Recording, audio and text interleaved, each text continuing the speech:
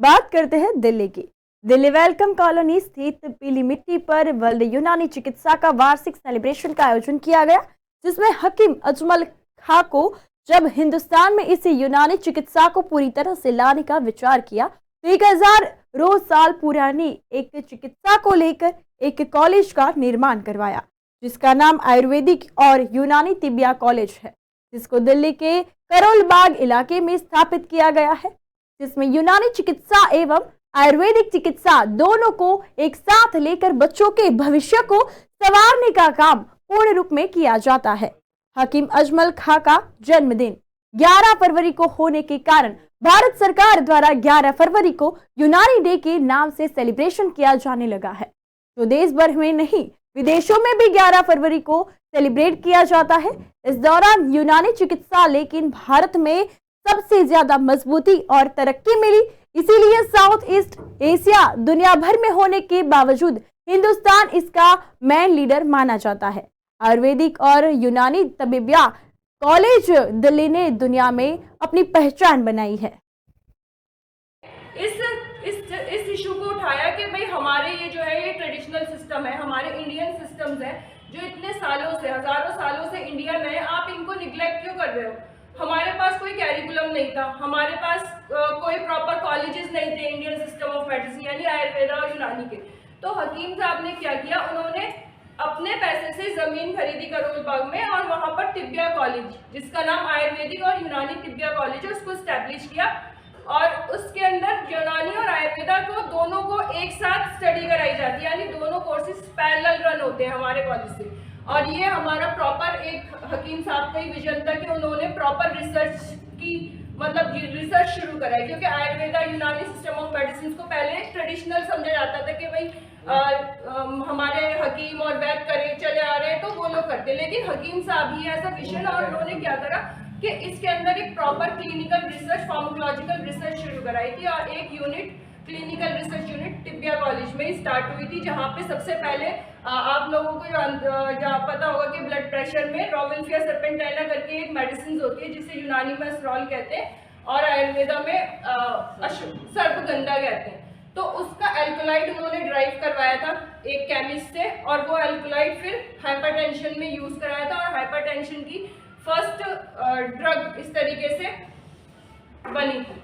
तो यूनानी डे हकीम साहब को ट्रिब्यूट के तौर पे गवर्नमेंट ऑफ इंडिया ने उनकी सर्विसेज को देखते हुए 11 फरवरी जो उनकी बर्थ एनिवर्सरी है उस दिन को नेशनल यूनानी डे डिक्लेयर किया गया है और जो पूरी इंडिया में जितने भी कॉलेजेस यूनानी से जुड़े हुए हैं, जितने हॉस्पिटल, जितने इंस्टीट्यूट यूनानी मेडिसिन से जुड़े हुए वो सब सेलिब्रेट करते हैं। नाउ कमिंग टू द यूनानी, जैसे यूनानी से पता चलता है यूनान, हम लोग को लगता है ना कि यूनान मतलब ग्रीस को जो है पर्शियन नेम यूनान है, तो वो लोग बोलते हैं कि शायद ये यूनान से शुरू हुआ, यूनान में क्या है मतलब यूनानी दवाई है, नानी दवाई है, ऐसे करके बोलते हैं। और आप लोग अगर रिकॉग्नाइज करोगे ना मेडिसिन को तो आप क्या रिकॉग्नाइज करोगे कि हमदर्द वाली दवाई होगी, रोजा वाली दवाई होगी, क्योंकि Hamdard no doubt Hamdard was the first company जिसने proper big level, large scale level पे यूनानी मेडिसिन को मैन्युफैक्चर करना शुरू किया था, तो उसके नाम से पॉपुलैरिटी और हमें रिकॉग्निशन तो मिला इंडिया में। But now it is the time हम उससे आगे निकले और हमें पता होना चाहिए कि यूनानी सिस्टम या इंडियन सिस्टम ऑफ मेडिसिन क्या है। तो यूनानी मैं बताना चाहूँगी, ऐसा नहीं है कि यूनानी जो है यूनान से बना है। अगर आप देखोगे ना, जब मतलब फर्स्ट सिविलाइजेशन या फर्स्ट ह्यूमन जब आया तो उसको बीमारी भी ज़रूर हुई होगी, राइट, तो उसने कुछ ना कुछ अपने लिए इलाज किया होगा। और अगर हम पेपायरस और एंशिएंट इजिप्शियन सिविलाइजेशन को देखें जो हमें रिकॉर्ड्स मिलते हैं, जो उनके पेपायरस है, उसमें ये लिखा हुआ है कि पहले उन लोगों ने जादू वगैरह से शुरुआत की थी मेडिसिन की, ठीक है, लेकिन दे ऑल्सो यूज हर्ब्स, जो वहाँ की लोकल हर्ब्स थी उन्होंने वो भी यूज की। Now I am just trying to relate the things that कि यूनानी ऐसा नहीं है कि आज बना है या ग्रीस से आया या अरब से आया, it is not that medicine.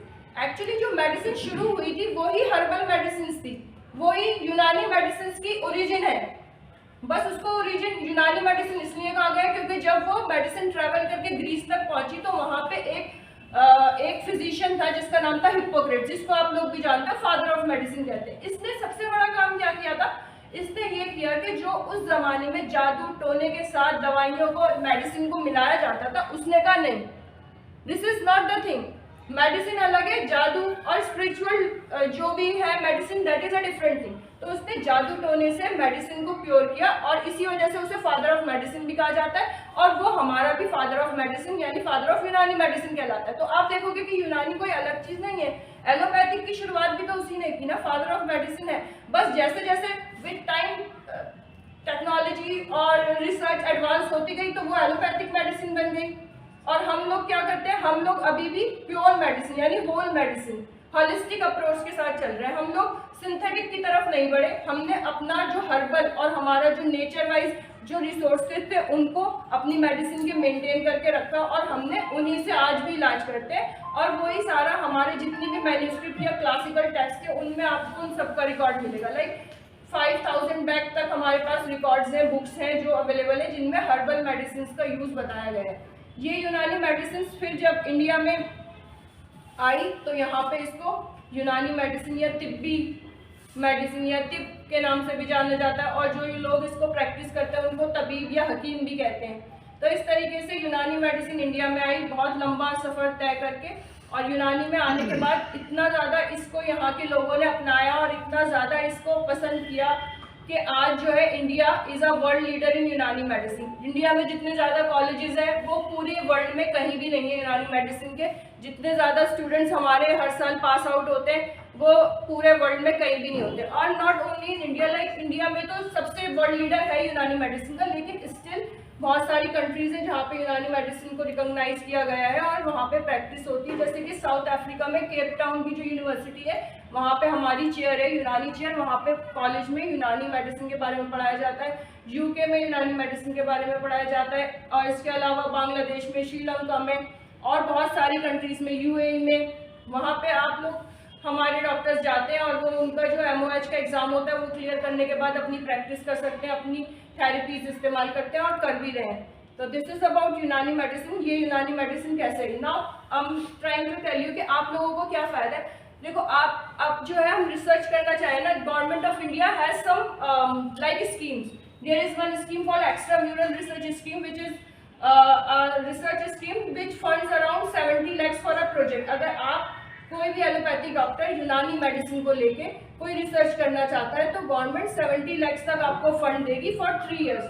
3 years के अंदर आप प्रपोजल लेके आओ, उसमें बस आपको ये करना है कि आपको यूनानी मेडिसिन का ही वैलिड करना, वैलिडिटी करनी है या उसकी इफेक्टिवनेस दिखानी है। It could be a new drug or a classical medicine of our system, तो आप वो ले सकते हो। प्लस CCRM एक जो सेंट्रल बॉडी है यूनानी मेडिसिन की जो मिनिस्ट्री ऑफ आयुष के अंडर ही आती है, autonomous body, that body also funds around like under expression of interest they have a scheme, उसके अंडर वो लोग फंड करते हैं जिसमें आप n नंबर ऑफ अमाउंट मांग सकते हो, but you have to take the Unani medicine या यूनानी मेडिसिन का कोई भी थेरेपी उसको लेके आपको रिसर्च करना होगा। फिर आप अपना भी कर सकते हो, मतलब like at present cancer cell line studies भी हमारी ड्रग्स पे हो रही है और जो इफेक्टिव हुई है। एम्स में जब आप देखोगे एम्स के बहुत सारे डॉक्टर्स ने ये, अगर आपको लगता है कि ये दवाई है तो उसके साथ हम कोलैबोरेट कर सकते हैं।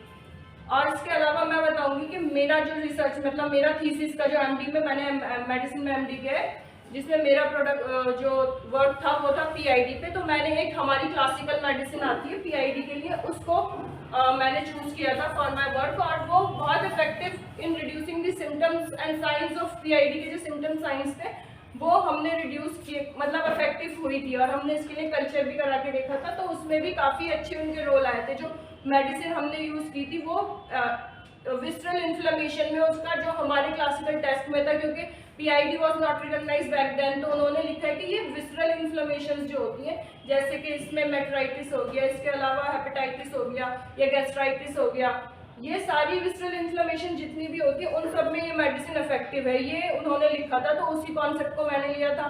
देन मेरे एक कोलीग ने स्टडी की थी, एक टैबलेट हमारी आती है दम्बी के नाम से, उसने की थी आयरन डेफिशिएंसी एनीमिया में, और आयरन डेफिशिएंसी एनीमिया में भी इस यूनानी मेडिसिन का बहुत अच्छा रिजल्ट आया था और हीमोग्लोबिन लेवल्स बहुत अच्छे से रेस करे थे। इसके अलावा हमारी बहुत सारी ड्रग है, जैसे मेरे एक और जूनियर ने UTI पे किया था, उसने भी एक यूनानी ड्रग ली थी अपने थीसिस प्रोजेक्ट के लिए, वर्क के लिए, और उसने UTI में उस मेडिसिन का, उसका नाम खुर्से सुजाक है, वो यूज़ की थी और उसने भी कल्चर करा के देखा था। मतलब जो हमारे पैरामीटर्स होते हैं, ऑब्जेक्टिव पैरामीटर्स में से एक कल्चर था और URM तो था ही, तो उसमें भी उसकी बहुत सारी इफेक्टिव आएंगी। और अगर आप लोगों को और भी रिसर्च के बारे में यूनानी मेडिसिन की पता करना है तो गवर्नमेंट ऑफ इंडिया का एक पोर्टल है, रिसर्च पोर्टल, वो अगर आप उस पर आयुष रिसर्च पोर्टल से सर्च करोगे तो वो पोर्टल पे जाएगा और वहाँ पे जितनी भी स्टडीज, जितनी भी clinical research all over India हो रही है ना, वो सब उसके अंदर रिकॉर्डेड है। वहाँ पे आप जाके कोई भी स्टडी किसी भी डिजीज वाइज देख सकते हो, वो उस पर आपको मिल जाएगी। तो दिस इज ऑल अबाउट यूनानी। अब मैं मतलब आप लोग रेफर कर सकते हो, मैं स्पेशली कहूँगी आप लोगों को एक्चुअली सेंसिटाइज करने का पर्पस यही था कि आप लोग हमें पेशेंट रेफर कर सकते हो, like for liver gastrointestinal diseases है ना, आप जितनी भी हैं उनके लिए हमें रेफर कर दो। आप जो कॉमन कोल्ड है, जुकाम है, उसके लिए रेफर कर दो, जिससे आपका वर्कलोड भी कम होगा। और लिवर डिजीजेस के लिए तो मैं मतलब बोलूँगी, जितनी भी लिवर डिजीजेस अगर आपके पास आ रही है तो उनके लिए हमारे पास पेशेंट रेफर कर सकते हो। और इसके अलावा हम इंटीग्रेशन भी कर सकते हैं। अभी नहीं जाना है, मेरी सिस्टर आ रही है, मैं उसको